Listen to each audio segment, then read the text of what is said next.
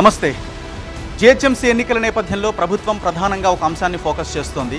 1,00,000 double బెడ్రూమ్ల ఇళ్లు కట్టామంటోంది. ఈ double బెడ్రూమ్ల లెక్క తేల్చడానికి, డబుల్ బెడ్రూమ్ల బాగోతాన్ని తేల్చడానికి రాజ్ న్యూస్ రంగంలోకి దిగింది. ఇప్పటికీ నేను అంబేద్కర్ నగర్తో పాటు బోజగుట్ట ఏరియాల్లో ఉన్న డబుల్ బెడ్రూమ్ల పరిస్థితి ఏంటో నేను మీకు ప్రత్యక్షంగా చూపించాను. సో నేను ప్రస్తుతం బన్సీలాల్పేటలో ఉన్న డబుల్ బెడ్రూమ్ల దుస్థితి ఏ రకంగా ఉందో చూపించబోతున్నాను. తెలంగాణ రాష్ట్ర ముఖ్యమంత్రి టీఆర్ఎస్ అధినేత కూడా వాస్తుని నమ్ముతూ ఉంటారు.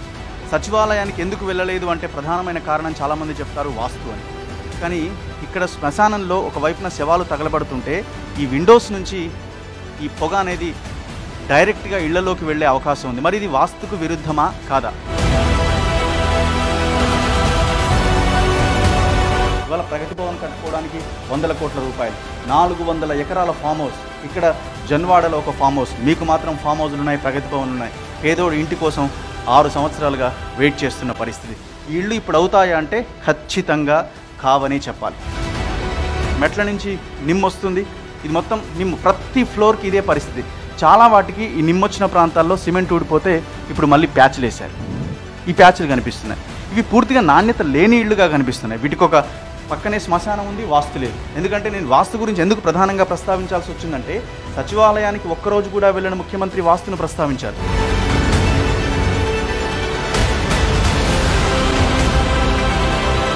చూడండి ఒకసారి, ఇది చూడండి, ఇవన్నీ ఊడిపోయాయి ప్యాచ్లు. ఈ ప్యాచ్లన్నీ, ఇది సిమెంట్ పరిస్థితి. ఇందులో సిమెంటే లేదు అసలు, మొత్తం డస్ట్తో ఇల్లు నిర్మించారు. ప్రగతి భవన్ ఫామ్ హౌస్ని ఇదే డస్ట్తో కట్టుకున్నారని జనం అడుగుతున్నారు. చూడండి, ఇది ఉంటుందా? ఇది చూడండి, ఇది డబుల్ బెడ్రూమా? ఇది పరిస్థితి. ఇందులో సిమెంట్ అసలు లేదు.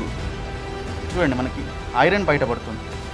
ఇది హైదరాబాద్లో ఉన్న డబుల్ బెడ్రూమ్ల పరిస్థితి. పచ్చి మోసం చేసింది మనం క్లియర్గా చెప్పొచ్చు, దాంట్లో డౌటే లేదు. ఎందుకంటే మనం చూడండి, నిమ్మొస్తుంది పూర్తిగా. ఈ నిమ్మొచ్చిన వాటికి ఇదంతా చూడండి, గోడలకి నిమ్మొస్తుంది, ఎక్కడికక్కడ ప్యాచ్లు వేశారు.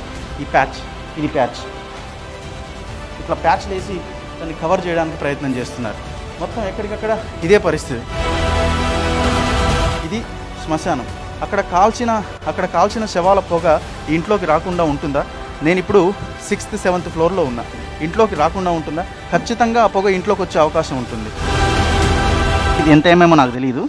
ఇది పిల్లర్, ఇది పిల్లర్ ఇట్టే ఉంటుందా? పిల్లరు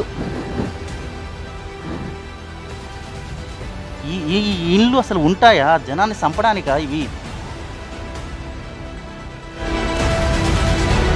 వీళ్ళు బాగుపడతారని జనం అడుగుతున్నారు. ఇక్కడ ఉన్న స్థానికులు చాలా తీవ్రంగా మండిపడుతున్నారు.